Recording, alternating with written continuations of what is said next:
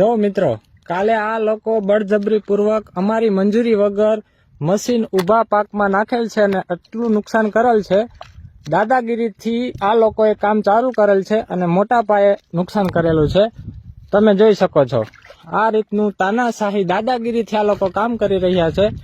અમારી સખત મનાઈ હોવા છતાં આ લોકોએ ઊભા પાકમાં મશીન અને એના મોટા મોટા ટ્રેક્ટરો ટેન્કરો નાખી અને મોટે પાયે નુકસાન કરેલ છે.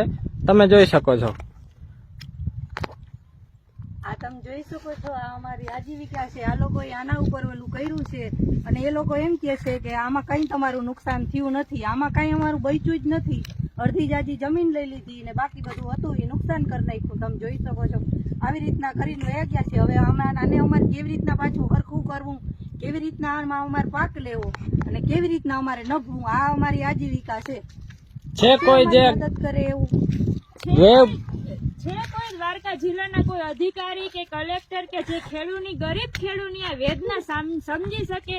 કેમ કે આ એક દિવસનું નથી, હરેક દિવસે આ જ પરિસ્થિતિ. ગમે એટલું આપણે ના પાડીએ, ગમે એટલું કરીએ તો એ લોકો તો છતાં બળજબરી પૂર્વક છે ને આ બધું કાર્ય કરે છે. અને અંત એમ શું કહે છે કે ખેડૂતને શેની નુકસાની છે? ખેડૂતને કઈ નુકસાની છે જ નહીં, એનું એને વળતર મળી જશે. પણ આ નુકસાની નથી. તમે લોકો જોઈ શકો છો કે આ નુકસાની શું નથી.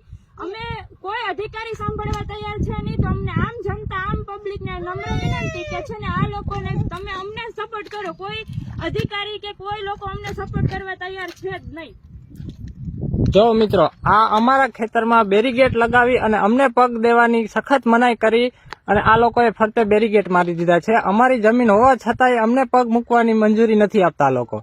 આવી તાનાશાહી, આવી દાદાગીરી આ લોકો વાપરી રહ્યા છે. જય હિન્દ, જય ભારત.